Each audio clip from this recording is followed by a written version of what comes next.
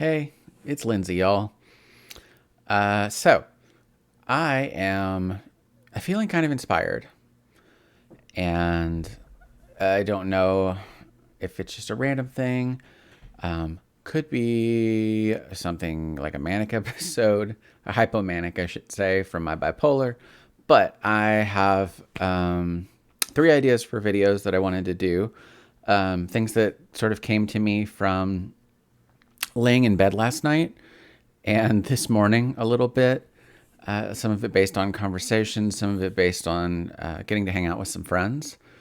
And so I thought I would jump in with the first one now. And I'm either going to maybe shoot these videos back to back and then like stagger the releases of them, or maybe I'll shoot this one and then wait a little bit and do the next one. I don't know.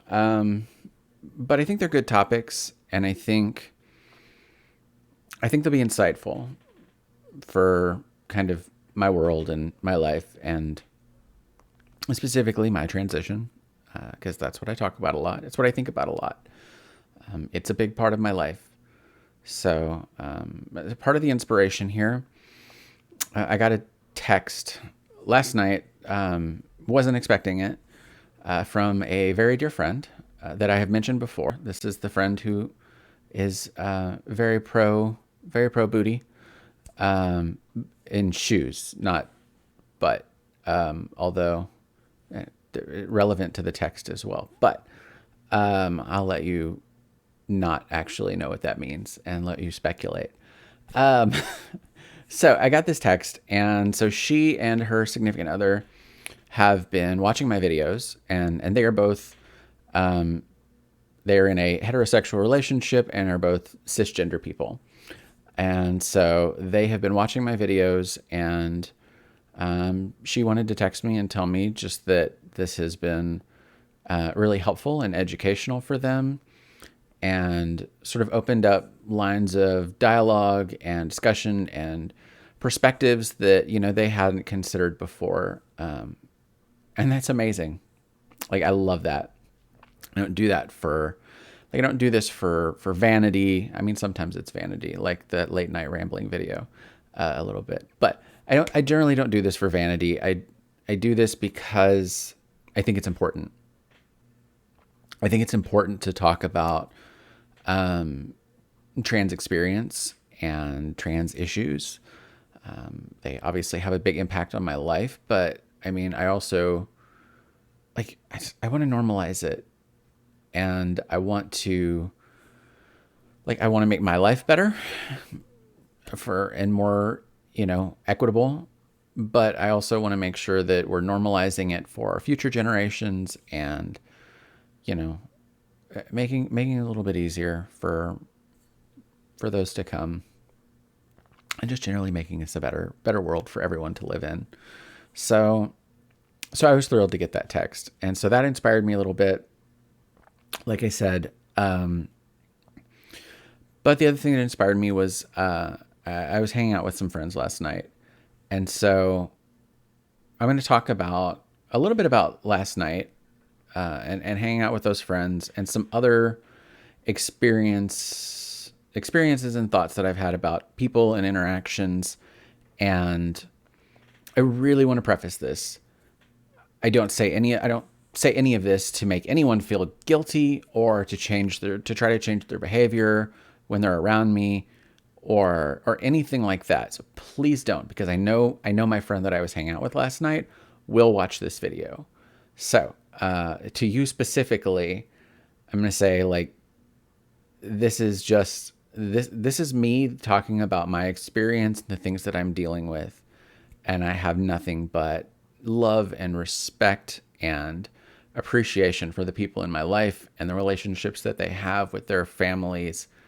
And I just kind of want to open up about sort of my own, I'm not going to say shortcomings, but some of my dysphoria, and just jealousy a little bit about happy family interactions a little bit. So the thing that I want to talk about in this video, if you didn't get it from the title, and obviously I rambled for a little bit there at the beginning. I want to talk about like kind of the loss of, or the lack of girlhood.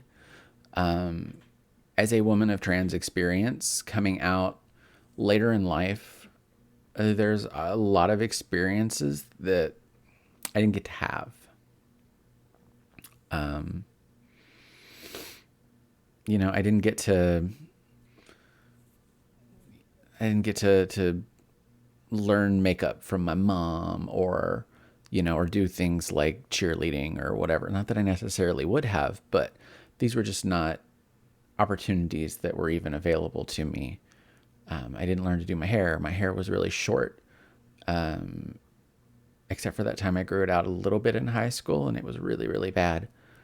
Friends who have seen it can attest to that. It was really bad. But so it's hard sometimes to look back and think about the things that I've missed out on and that I'll never be able to get back. The teenage years of figuring out my style and dressing very, very badly, as teenage and early 20s women and girls sometimes do. And some trans women will go back and try to relive some of that. And I don't want to judge.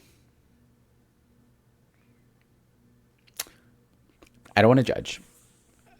It's not where I'm going to go with my exploration and development of my style, but we all make our choices in how we want to go about this and try to reclaim some of that lost youth. So I had a good friend explain to me one time what the conversation she had with her therapist about that, and try to mitigate it a little bit, because the way she put it was, we still had our girlhood.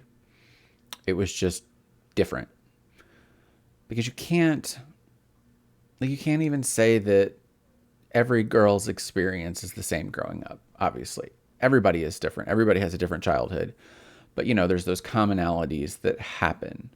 But the truth of the matter is that we were always female, trans women in this case specifically, because that's my perspective. But other genders are also completely valid and relate to that potentially. But we were always girls, and we always had that part of us, even if we didn't know it consciously, there was always that part of us that knew that we were girls. And so there was always that perspective to some extent from being a girl and living those experiences. So even if we were socialized and raised to believe we were male, it was still our girlhood. It was just a little more different than usual from a cisgender or a trans girl who figured it out really early. And so that's something, but it's still really hard. It's hard to think back on and look at things. And I can tell you, like, it's one of those things that, like with a lot of, for me, dysphoria things, is I didn't realize it was a dysphoric thing for me until after my eyes were open to my transness and what dysphoria was, and just really having that awareness and that mindfulness. And it was things that, I might have been jealous of and didn't realize it at the time. But like once my eyes were open, I see it and I recognize it for what it is. And it makes me sad, and it makes me wish that I could go back and change it, but I can't. So I'll tell you about a couple of things that kind of jumped out at me. I think one of the first that occurred to me was thinking about my dad. So I have a brother, and so we were raised as two brothers in our household, and we didn't have any other siblings. So house with boys, without daughters, anything like that. So that colors the childhood experience in a very specific way. And no disrespect against my parents, but they treated us as boys. And so there was, there's, I think there's sort of that traditional thing where maybe there's some ways in which you're not showing affection in the same way, even if you don't intend to. I think there's that societal conditioning that sort of happens. And I feel like there's just some bonding things that just they happen differently. And so the thing with my dad, and again, no disrespect against my dad. I love my dad. But so my brother has a daughter, and it was it's very interesting. It has been very interesting to see my dad interact with his granddaughter, my niece, in a way that is very different from the relationship that my brother and I had with our dad. And that's like, obviously, like a daddy daughter relationship is different from a grandpa granddaughter relationship, but still, like, there's the way the affection flows and the way they interact. It's just, there is a sweetness to it I think that I didn't get growing up as a boy.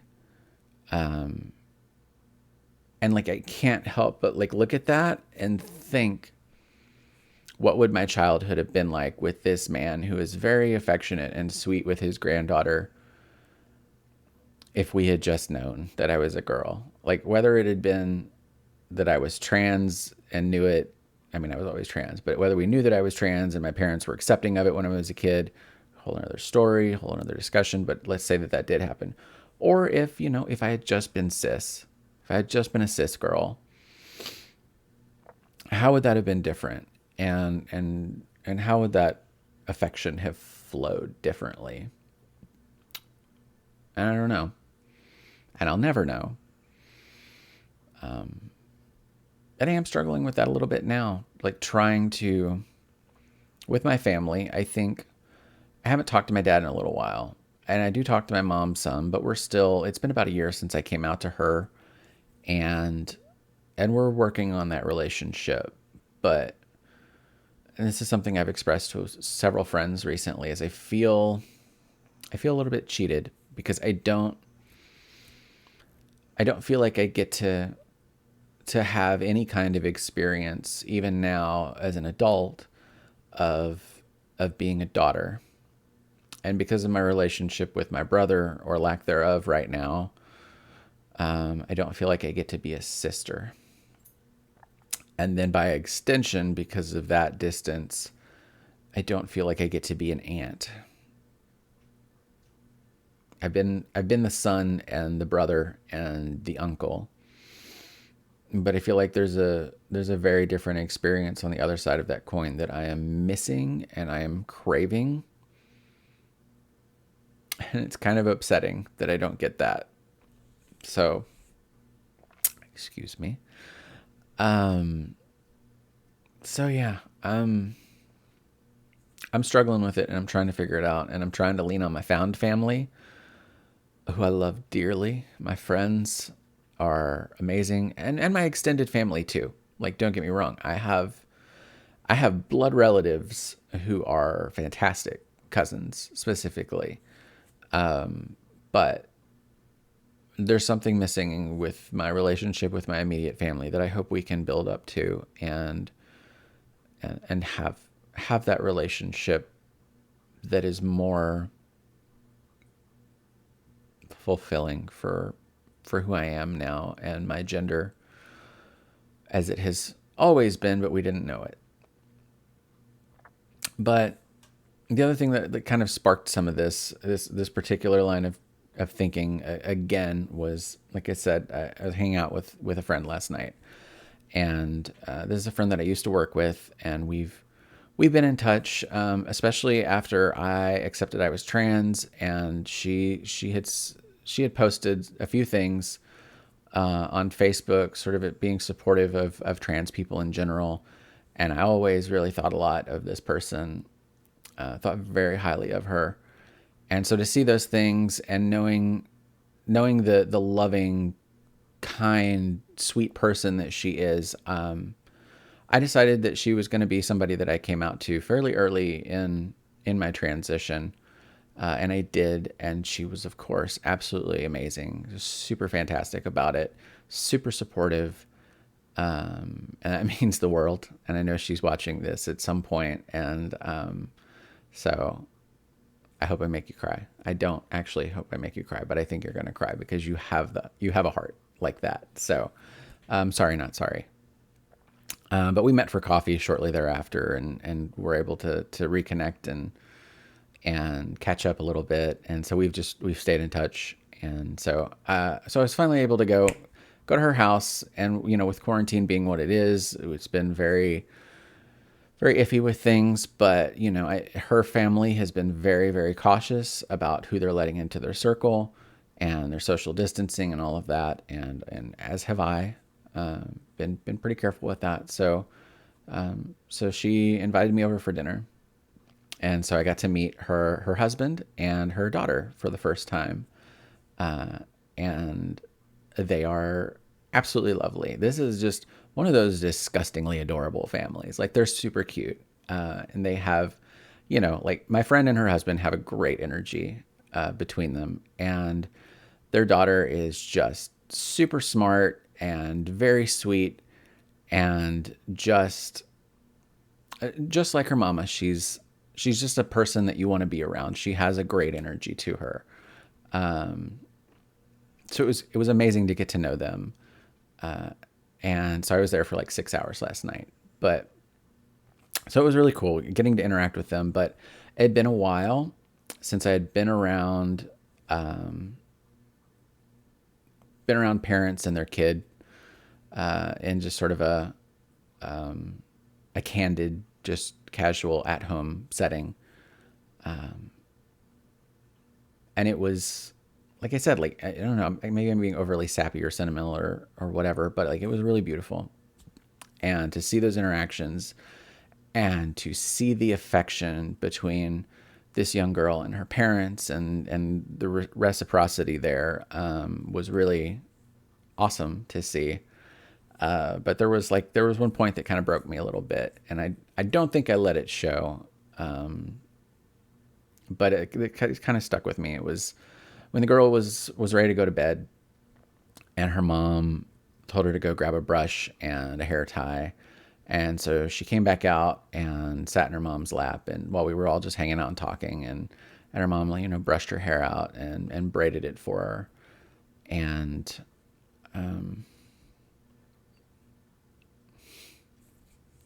it was just a really sweet moment that I didn't get to have as a kid. And I don't think I can ever really get that back. And that's hard. Fuck. Sorry. I'm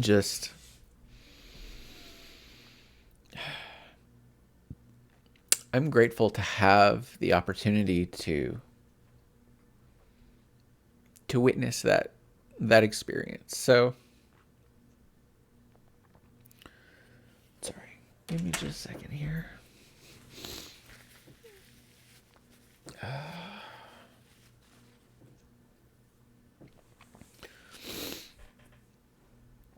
I guess, what do I want from posting this video, and talking about that? I want to share that insight, into kind of the mind and feelings of a trans person, and how those things can be affected. I swear, I really don't want anyone to change their behavior around me about things like that, or anything else that I talk about that is dysphoric, or like things that I missed out on. I don't want you to change anything. I want you to live your lives and appreciate it, and just be good. I think that's maybe one of the biggest things is, don't take it for granted. Don't take your parents for granted. in that regard, and don't take your kids for granted, and maybe appreciate what you have there, I guess, to an extent. I guess we should all do that in a lot of ways, but this is the one that's kind of sticking with me at the moment. So I look forward to spending more time with them. Now that I'm in the circle, and we can hang out and get hugs. Oh my God, I got a hug from my friend as soon as I got there. Once we were like, okay, we're good, and I was like, okay, I just want to make sure what our protocols are here, because I came in with a mask on and just wanted to be safe. And she was like, no, we've talked about it. We agreed that we trust you, and we feel like you're responsible, so like we can hang out with masks off. And so then she was like, and that means that I can do this. And she put out her arms, and like, oh my God, it was so good to get a hug from somebody that I care a lot about. I needed that so much. So yeah. And then, later in the night, when their little girl was going to bed, I got a hug from her, and I had a couple of really good hugs from her husband. He's someone after my own heart when it comes to hugs, and sometimes trying to make them uncomfortable for other people. Good luck with that, because that's my gig, and you can't get me with that. But I appreciated the hugs. I love hugs. I hope she shows this to him. And then I got another good hug from her before I left. So got off the rails a little bit there, as I do, as you know. But anyway, that's just some insight I wanted to give into my mindset, my emotions, my feelings, my experience. Like I said, it's a lot of people don't have insight into trans experience.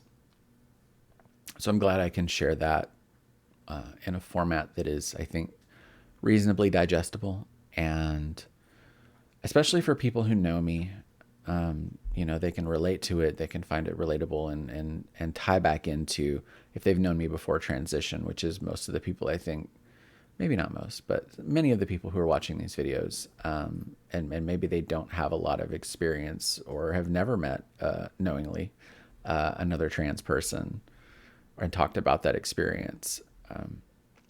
It's important for me. It is not the role of trans people to educate everyone around them. We have a responsibility to advocate for ourselves, but it is not our responsibility to educate everyone around us. And I appreciate when people try to educate themselves, and hopefully they find good sources. And I try to point people to that. But I make it a point to make myself open and available, and try to help those that want to learn and want to know more and want to be a part of the positive conversation and the positive change in normalizing this conversation and this existence that is so misunderstood in our society and demonized and made into a political talking point. But I don't really want to get into that, because then it's going to be a whole other video. So yeah, if you have questions or comments, if this resonates with you in any way, or you just want to send me a virtual hug, like, comments below. It's always welcome and appreciated. And definitely, if you enjoy these, like and subscribe. It lets me know that people care and people are listening. And the text messages from friends are also appreciated. So please don't hesitate to do that as well. That meant a lot to get that text from my friend last night. So